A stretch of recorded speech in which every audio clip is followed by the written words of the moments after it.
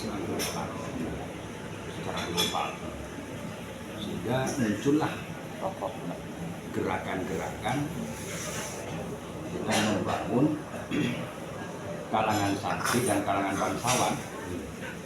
Kiai Soleh Darat bagian bangsawan, Syekhul Aqodir bagian santri. Karena sebelum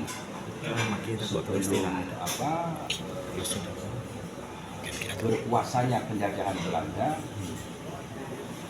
yang namanya kerajaan ini, keraton atau kesultanan, itu kan pasti hubungannya dengan pesantren. Nah, kerajaan Islam itu selalu terkait erat dengan pesantren. Putra putrinya dipesantrenkan.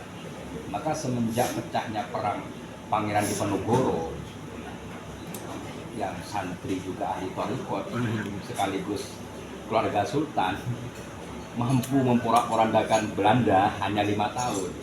Nah, akhirnya Belanda bikin langkah menjauhkan kesultanan atau kerajaan dari pesantren, dibikinkan sekolah untuk kaum bangsawan.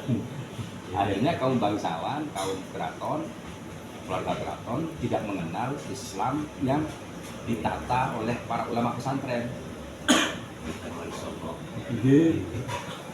Nah, maka semenjak bagi tugas ini, artinya mandat dari Syekh Nawawi Banten kepada Syekh Khalil dan ke Soleh Darat, akhirnya ke Soleh Darat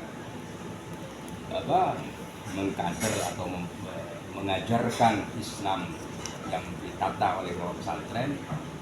Ya alhamdulillah melekat satu tokoh yang di sejarah di sejarah NA Kartini.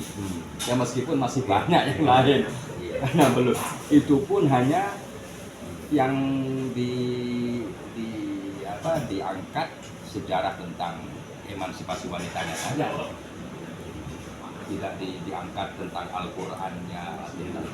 Makanya nggak heran NA Kartini kan bikin buku Hadis Gelap Terbitlah Terang, karena ternyata Islam yang dijaga oleh ulama pesantren itu betul-betul rahmatan lil alamin, sehingga beliau minta untuk menafsirkan Al-Quran dengan bahasa Jawa. Nah, sejarah-sejarah seperti ini kan agar supaya menjadi sebuah acuan generasi sekarang. Maksudnya masuk sekolah itu ya? Betul. Jadi kan harapannya generasi sekarang betul-betul al-muhafadzah al-qudus soleh. Artinya yang dipegang adalah nilainya, manhaj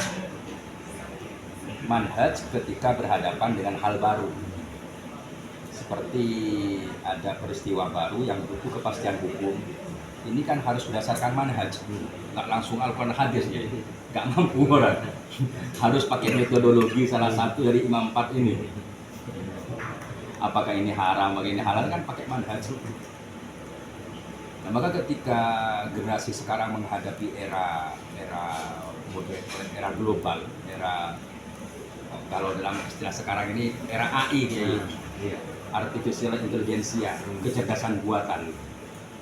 Orang nggak sulit-sulit amat tanya hukum dan sebagainya, tinggal klik sudah muncul. Ini kan kecerdasan buatan. Ini kalau nggak dibimbing, kalau tidak diingatkan nilai-nilai manhaj, wah ini bisa kemana-mana ini.